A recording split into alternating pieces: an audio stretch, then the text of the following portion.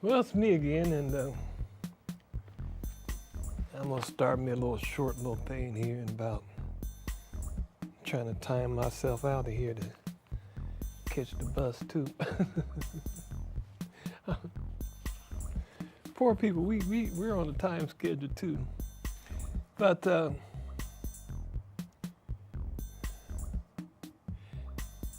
Boehner ties deal to talks on debt. Finally getting to the I guess it's a week old. I forgot. Let me see. The end of the month. Man, this old. This is real old paper. And this is worse than if I'd have made 6 shows. I just want to. The government shutdown enters its second week with the two parties still bitterly divided. The Republicans increasingly tying the fight to a fast approaching deadline to avoid a default on U.S. debt.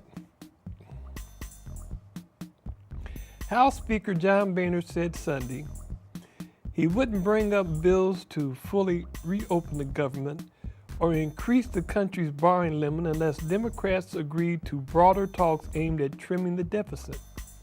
The Speaker insisted he couldn't muster enough votes to pass either one without the concessions. The votes are not in the House to pass a clean debt limit, and the president is risking default by not having a conversation with us, Mr. Boehner told ABC in his first interview since the shutdown began. I'm not going to raise the debt limit without a serious conversation about dealing with problems that are driving up the debt. Well, let me explain this to you, John Boehner, Republican Party.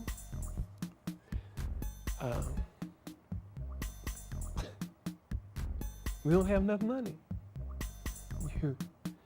Your Reaganomics is not working. Okay? Oh, it's working well for you. I mean, it's working well for the people that you serve. Because you're not serving the American people by this little bull that you're doing here. But it's working for the people that you serve, for the people that is on your mind. You know, it's working well for them. They're making 24% more a year, you know, and us poor folks down here, we're losing 5% a year. So it's working for y'all. As long as y'all keep the government tied up and keep everything all confused, we don't have enough money, John. Okay? You know, had to fight tooth and nail to get you to raise the little tax thing 2 or 3% because you said you were the money, you were the job makers and all that. Well, you've had all them Reagan years, you've had all this time here. We've been in a recession, we've been in a dire straits here since 2008 or whatever it was whenever the fella got in there. You know, we've been going downhill since then, but you're not making any, and what? You're making money, corporations are making money. They even got money in the bank, you know what I mean? They got reserves.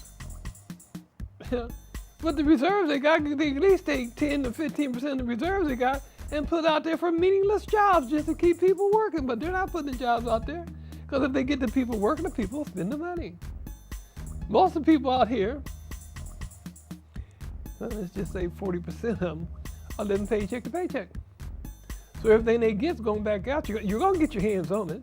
You've been getting 80% of the cut anyway to begin with before the whole situation started. And they probably haven't cleaned that up, where you get 80% of the money back. You only leave 20% down in the ghetto. Well, the ghetto don't get none of them. Hell, damn the ghetto. The middle class only getting 20%. The ghetto ain't getting nothing. Okay? That's the problem, John. There's not enough money. Give us some more damn money. You know what I mean? Put some people to work. There's a way to do this. It can be also a very business-like way, which is what Republicans are supposed to be about, but they're not about business anymore. They're about greed. And don't let me talk about y'all's moral majority. Oh Lord, you poor old Republican Christians. With your moral majority.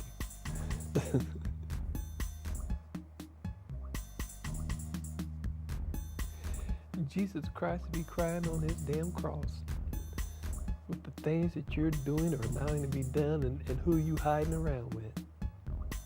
You should have been putting some pressure on them people to get this thing straightened out very much. What'd you do? You went ahead and let the far right wing radical racist side of your being control your system. And they beat you at the primary polls. So let me get back to where I should have been at the beginning before I even start this situation. Time to register to vote. At least scare the hell out of them. I know you're not gonna go vote. I wish you would, but you know, you can't vote for me because for some reason Republicans and Democrats and electoral colleges and all these other things don't think that I'm worthy to have a vote. I'm worthy to have a voice. You know, you don't have to count my vote. They just discount it.